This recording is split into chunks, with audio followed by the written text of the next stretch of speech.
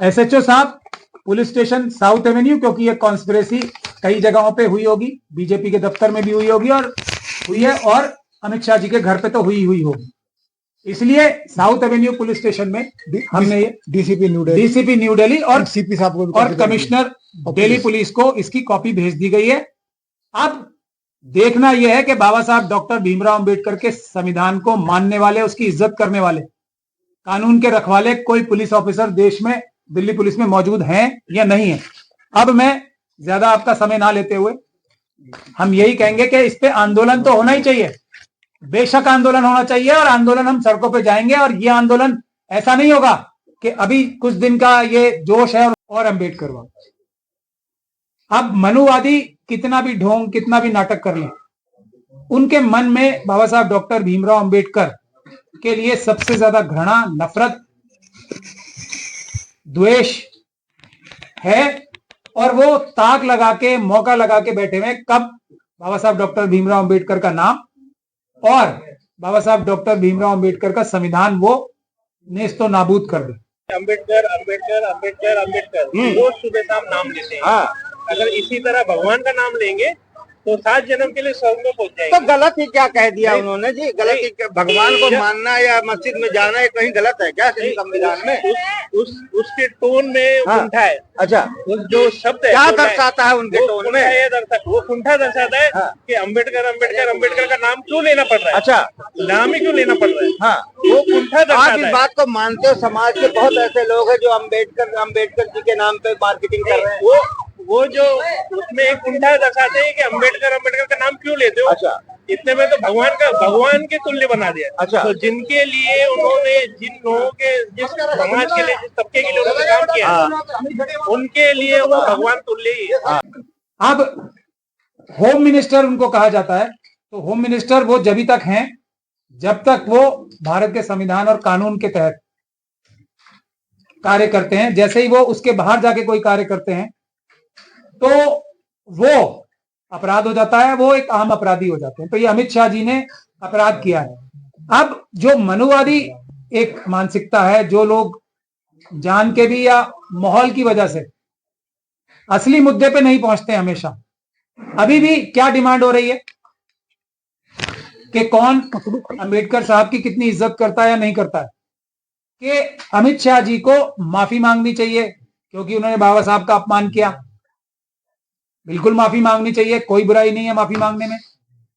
उनको इस्तीफा देना चाहिए, बिल्कुल देना चाहिए, कोई बुराई नहीं है इस्तीफा मांगने में और उनके देने में भी, बल्कि अच्छाई होगी।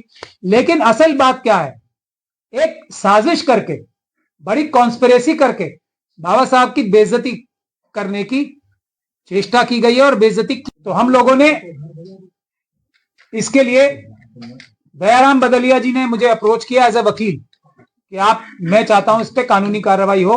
ये इस्तीफा मांगने की और माफी मांगने की बातें तो होती रहेंगी, इससे कोई मसले का हल नहीं निकलना। मसले का हल कानूनी कार्रवाई से निकलना है। तो हमने इसको स्टडी किया कि साजिश क्या है। अब साजिश यह है कि अमित शाह जी ने बड़ी चतुराई से इस प्रकार के घृणापूर्ण, बेइज्जती करने वाले शब्द जो बोले हैं 6 या 7 बार, वो बोले जगह क्या चुनी उन्होंने? ऐसी जगह जहां पे इम्यून होते हैं मेंबर ऑफ पार्लियामेंट। पार्लियामेंट के अंदर कोई भी बात बोले तो उनके खिलाफ कानूनी कार्रवाई नहीं होती। ये साजिश के तहत वहीं बोली गई ये बात। साजिश का दूसरा हिस्सा क्या था? उसके बाद ना सिर्फ राज्यसभा टीवी पे बल्कि भारतीय जनता पार्टी के ट्विटर हैंडल पे डायरेक्ट टेलीकास्ट किया गया, उनके सभी सोशल मीडिया उस पे। क्यों? क्योंकि इस बात को ज्यादा से ज्यादा फैलाया जा सके। ये बदतमीजी वाले जेस्चर, ये बेइज्जती वाले जेस्चर और ये बार बार रिपीट कराया गया भारतीय जनता पार्टी से ने करोड़ों लोगों को दिखाया। इसीलिए होशियार तो बहुत होते हैं मनुवादी मानसिकता के लोग, लेकिन अंबेडकर वादियों से ज्यादा नहीं होते हैं, तो वो पकड़े गए।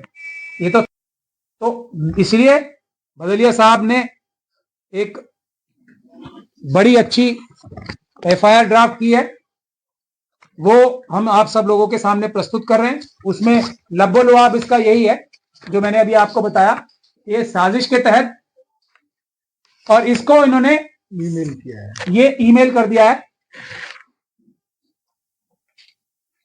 डीसीपी साहब को, सीपी साहब को, एसएचओ साहब पुलिस स्टेशन साउथ एवेन्यू, क्योंकि ये कॉन्स्पिरेसी कई जगहों पे हुई होगी, बीजेपी के दफ्तर में भी हुई होगी और हुई है, और अमित शाह जी के घर पे तो हुई होगी, इसलिए साउथ एवेन्यू पुलिस स्टेशन में हमने ये डीसीपी न्यू दिल्ली और सीपी साहब को और कमिश्नर दिल्ली पुलिस को इसकी कॉपी भेज दी गई है। अब देखना यह है कि बाबा साहब डॉक्टर भीमराव अंबेडकर के संविधान को मानने वाले, उसकी इज्जत करने वाले, कानून के रखवाले कोई पुलिस ऑफिसर देश में, दिल्ली पुलिस में मौजूद हैं या नहीं है।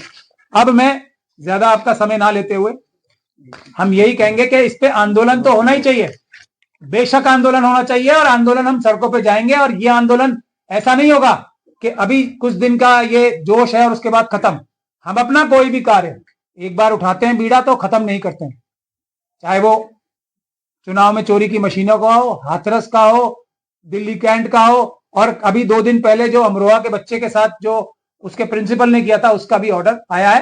तो हम अपनी इश्यूज को भूलते नहीं है, एक बार हमने मुद्दा उठाया तो उसके लॉजिकल कंक्लूजन तक, यानी कि अमित शाह जी को जेल कराने तक कानूनी कार्रवाई करके ये आंदोलन अदालत में भी जारी रहेगा, कैंपेन, और उसके अलावा सड़कों पे भी इसका एक मजबूत आंदोलन खड़ा करेंगे। बदलिया साहब को मैं शुक्रिया भी अदा करता हूं कि देश में पूरे पहले व्यक्ति हैं जिन्होंने ये कार्रवाई की है, और हम दूसरे लोगों से भी गुजारिश करते हैं कि वो अब इस एफआईआर की सपोर्ट करें। अब बदलिया साहब से सीख के और लोग सभी अलग अलग जगह एफआईआर ना करने लगे, क्योंकि ये बहुत टेक्निकल इश्यू है। हम बार बार बोल रहे हैं कि पार्लियामेंट के अंदर से बोला गया, तो इसलिए बदलिया साहब के केस को सब सपोर्ट करें। मैं ऐसा भी आह्वान करता हूं सब पॉलिटिकल पार्टी से, सभी अंबेडकरवादियों से, संविधानवादियों से, कि बदलिया साहब के इस केस को अदालत में सब मिलकर सपोर्ट करें। लेकिन मुझ जैसे दलित लोगों के लिए जो है, आप हमें इस तरह बेइज्जत मत करो।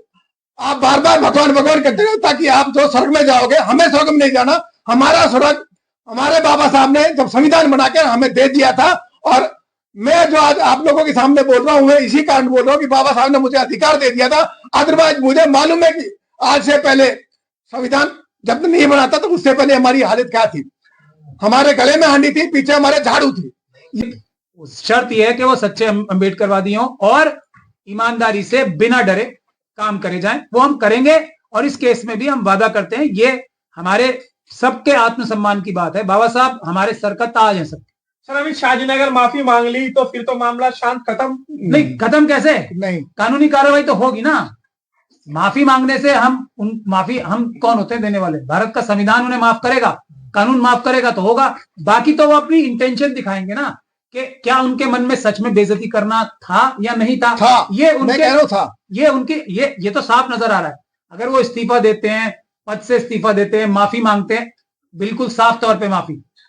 जो एफआईआर दर्ज करने की बात की, जो आपने शिकायत की है, जो आपने जो मेल भेज दिया है, तो जो आप अपराध कह रहे हैं, जो उन्होंने अपराध किया है, तो क्या सजा बनती है? अमित शाह की क्या सजा होगी उसमें? देखिए